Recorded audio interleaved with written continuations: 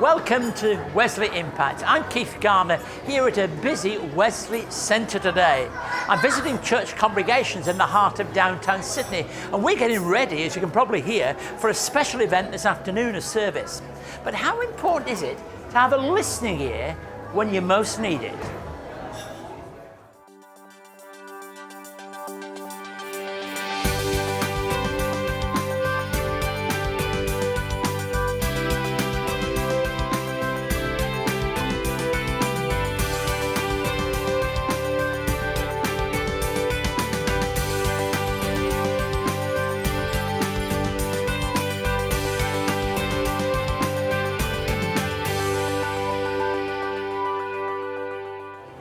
Well, thanks for joining us with your company today. It's always good to have you with us as I continue this journey around various areas of our work in Wesley Mission, and we couldn't miss out the Wesley Centre, meeting so many of the people who are part of our mission and ministry. Every Sunday, over 1,500 people gather here at the Wesley Centre to worship God through various congregations at different times of the day. In addition to our churches in the city, Wesley Mission's congregational life extends to suburban areas where we also have a number of church meetings in different languages to a diverse cultural mix of people. When it comes to sharing the Christian faith, it's sometimes most appropriate to have a listening ear. A listening ear, be present with people and available when needed. A spiritual journey doesn't always include passing through church doors. And I'd like to have a look at what that might mean for us. At Wesley Mission, we have something like 20 chaplains and pastors who work across a whole variety of areas, including homeless services, works with families and young people, extending to our work with mental health hospitals and our retirement villages and nursing homes.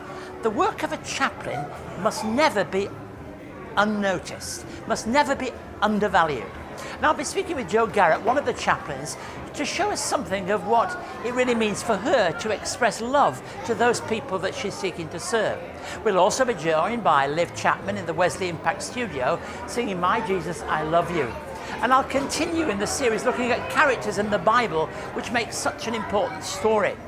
Today I'll be talking about Paul. You couldn't miss out a series of this kind without looking at him. How important it is that we focus upon those characters, receiving God's love and grace through the life of our congregations. Now, I mentioned earlier that we work across all areas of Wesley Mission, and we have chaplains who help care for those that we come into contact with.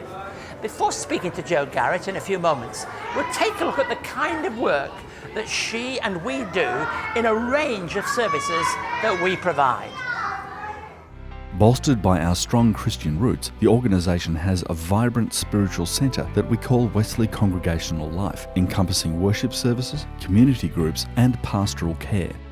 In fact, during Wesley Mission's early days, it was this same congregation that would go out into the community to assist those most in need. Today, however, we've expanded to operate in 11 specialist service areas. Wesley Family offers a range of services to assist struggling families of all backgrounds. Wesley Youth assists disadvantaged young people to connect with others while learning vital life skills. Wesley Seniors works hard to address the growing needs of Australia's ageing population. Wesley Foster Care Services provide security, support and genuine care to children in need of a safe place to stay. Wesley Disability Services provides those living with a disability with a wide range of support programs. Wesley Homeless Services offers accommodation and resources to those struggling with homelessness. Wesley Counselling Services offers free or low-cost counselling to those who need it most. Wesley Mental Health Services provides vital counselling, inpatient and day patient treatments, as well as suicide prevention resources. Wesley Carer Services provides much needed respite and support for carers. Wesley Help at Home Services offers in-home support to allow both older people and those living with a disability to maintain an independent life. And finally, Wesley Employment Training and Conferences provides opportunities on all sides of the employment spectrum, also running professional conference centres in both the city and at our bushland retreat. In summary, Wesley Mission currently provides over 130 different individual programs supported by over 1,900 employees and nearly 4,000 volunteers to assist over 19,000 families and individuals every year. As you can imagine, however, we are always looking for ways to do more.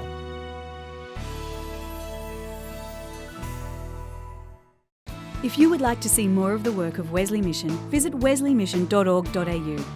You can watch loads more videos, catch up on past episodes of Wesley Impact TV, find out about our diverse range of services, and get involved to help make a positive difference in your community. You can also connect with us on social media and stay up to date on the latest news and information from Wesley Mission. wesleymission.org.au. I chose to volunteer at Wesley Mission because I'm passionate about justice. I chose to volunteer with Wesley Mission because I've always wanted to work with people who have a disability. You meet friendly people. They're all people who are self-motivated and energetic. It not only gives me a purpose, keeps me active, and activity leads to longevity. Wesley Mission currently provide over 130 individual services with over 2,000 employees, supported by over 3,000 volunteers to assist over 21,000 families and individuals each year. Whew, that's a lot of numbers.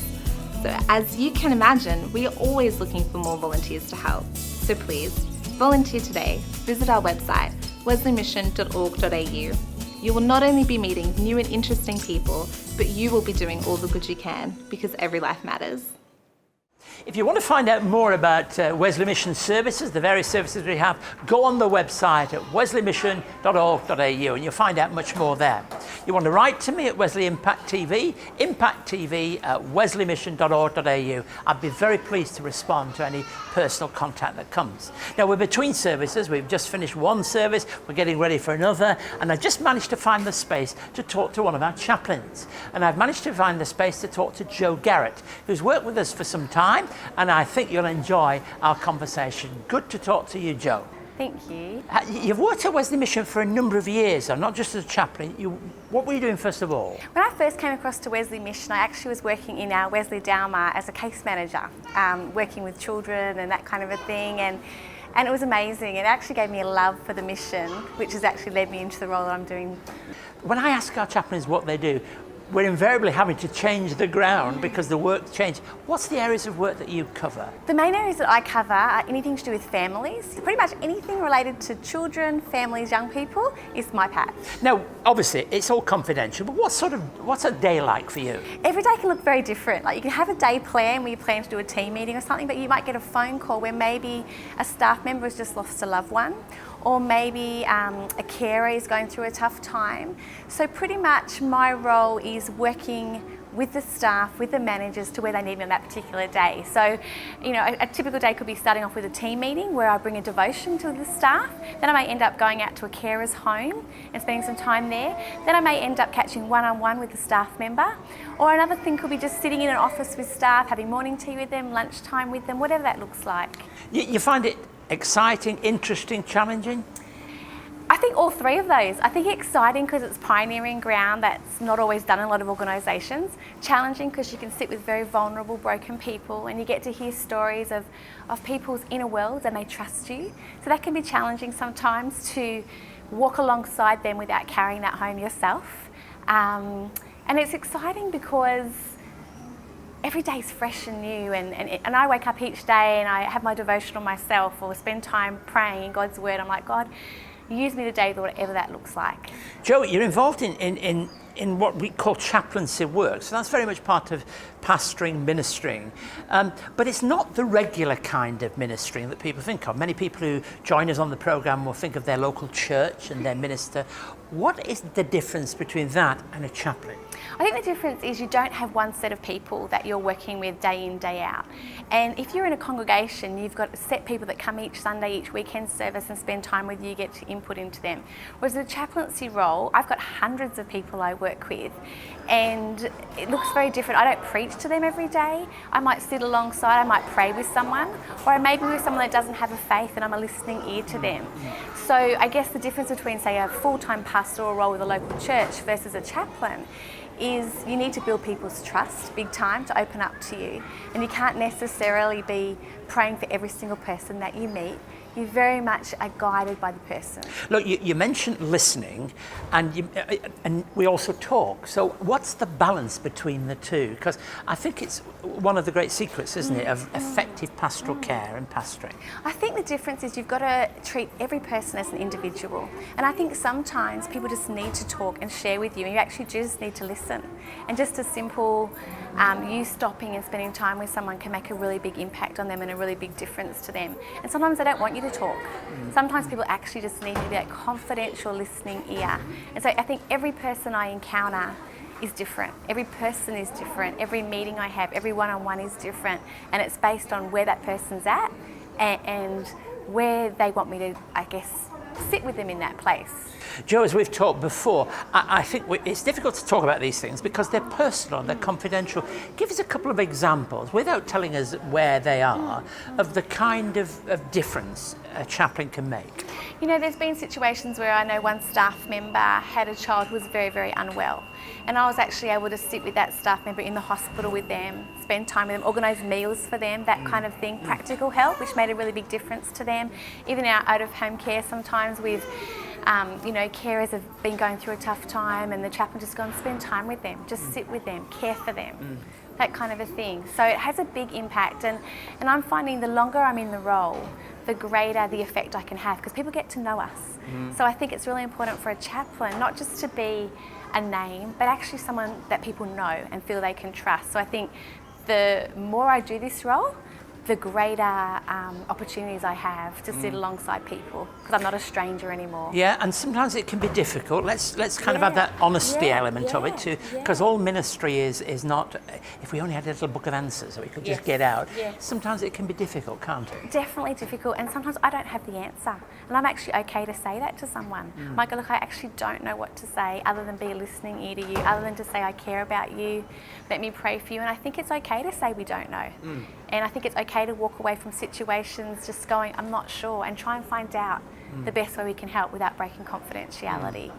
And how important is your own, you mentioned your own devotion, and I do want to make some comment about that. How important is your own devotion to the work that you do? I think it's absolutely critical. I think the work that I do and that chaplains do is very much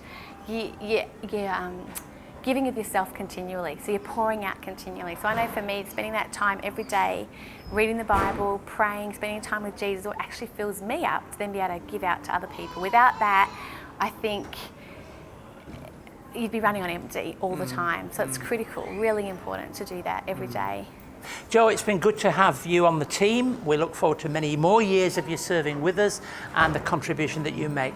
I hope that's given you at home an insight into the kind of work that chaplains do. We have a very varied chaplaincy team, but all united together in Christ. Now we're going to turn to hearing somebody sing. Back in the studio, Liv Chapman's going to sing My Jesus, I Love You.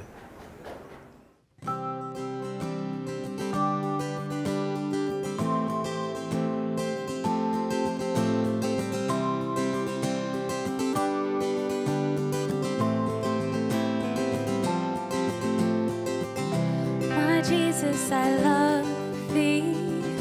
I know thou art mine. For thee all the follies of sin I resign. My gracious Redeemer, my Savior art thou. If ever I loved thee, my Jesus, 'tis now. Because thou did first love me and purchase my pardon on Calvary's tree. I love thee for wearing the thorns on thy brow. If ever I loved thee, my Jesus, 'tis now.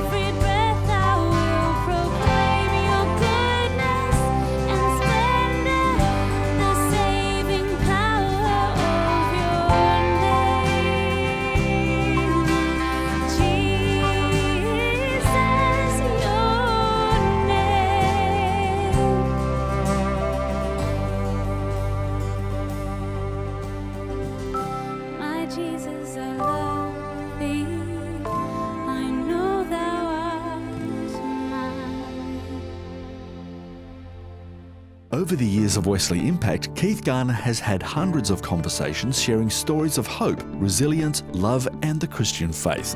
Perspectives on Faith and Sport is a collection of inspiring and insightful conversations with people who are champions in their field, including Commonwealth Games gold medalist Deb Lovely, tennis great Margaret Court, Olympic swimmer Elke Whalen, long distance runner Eloise Wellings, Olympic gold medalist Duncan Armstrong, and two-time boxing world champion Nigel Benn.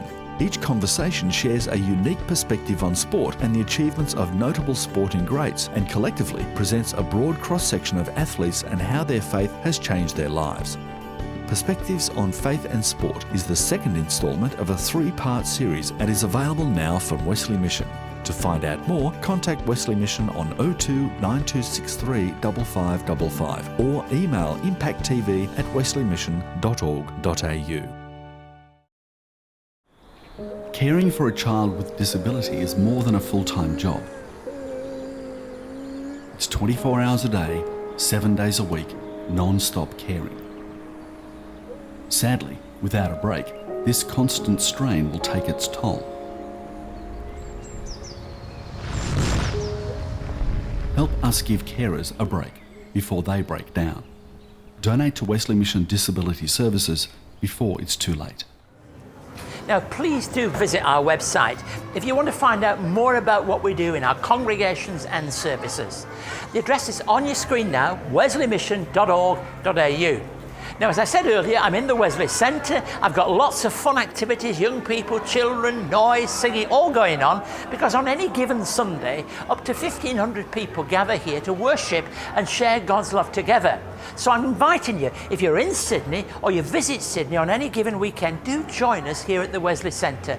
There are worship services at various times. Go on the website to choose where you'd like to be, and there'll always be a seat and a cup of tea and coffee ready for you if you come and join us.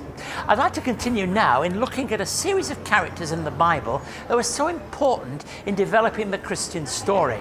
We couldn't really do this series without thinking about the importance of the Apostle Paul. So I'm back in the studio talking about Paul, a man whose life was transformed when he had a revelation of God's love and grace, a revelation that's available to each one of us.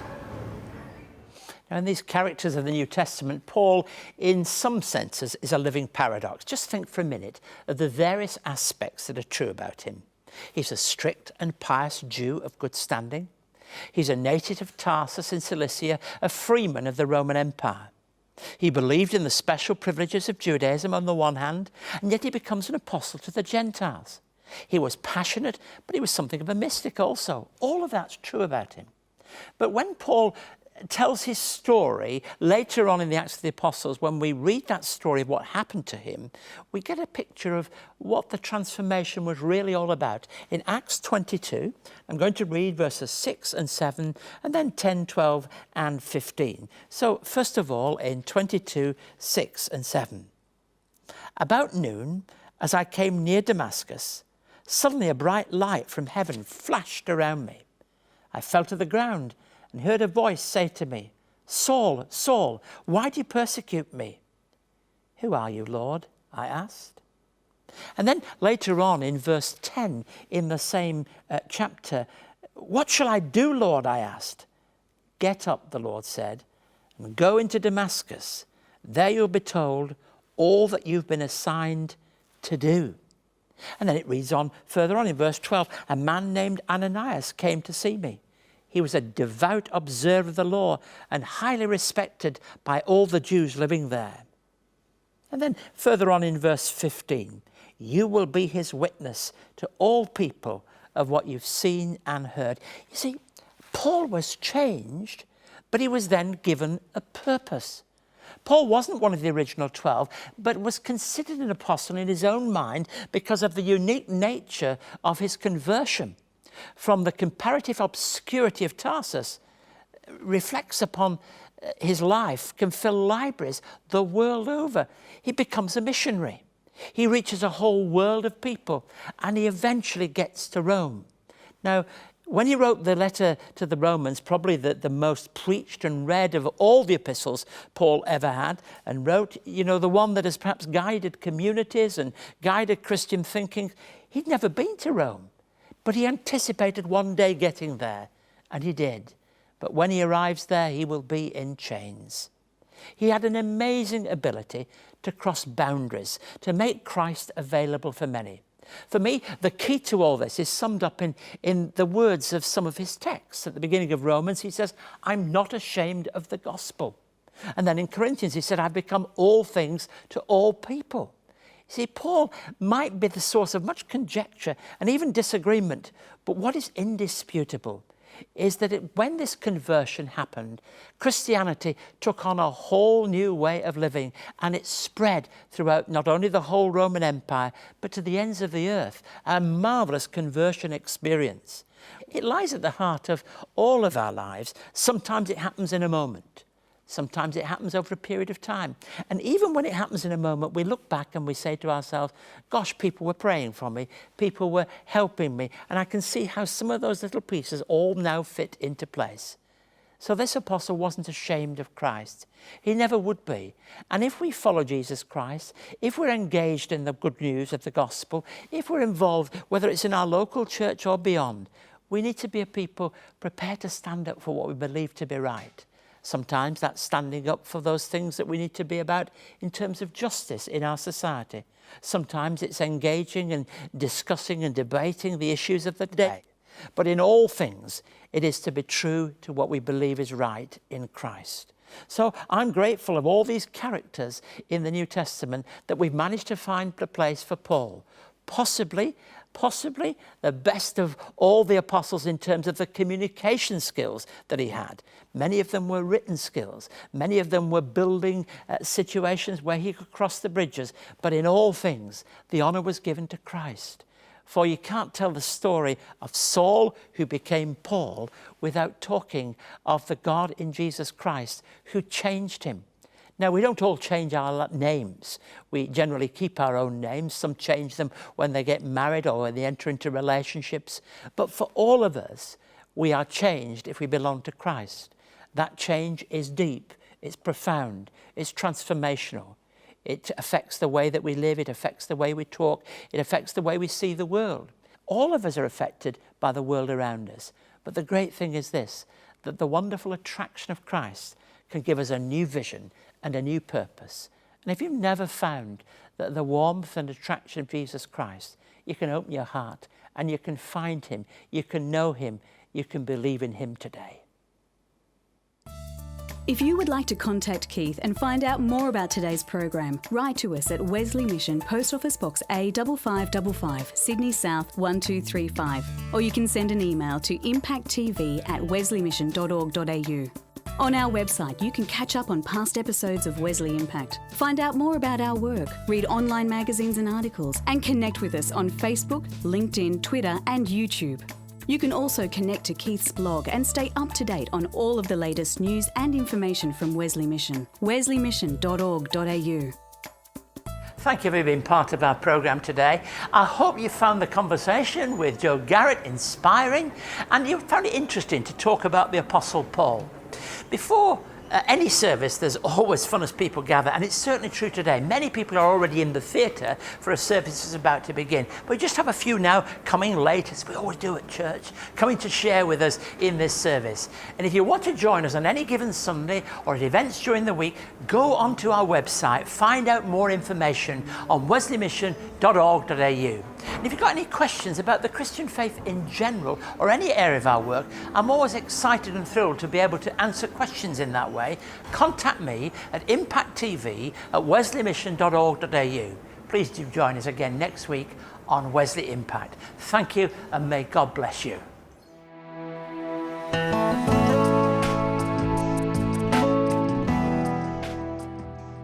Wesley Mission runs more than 2,300 counselling sessions each year. To find out more, visit wesleymission.org.au.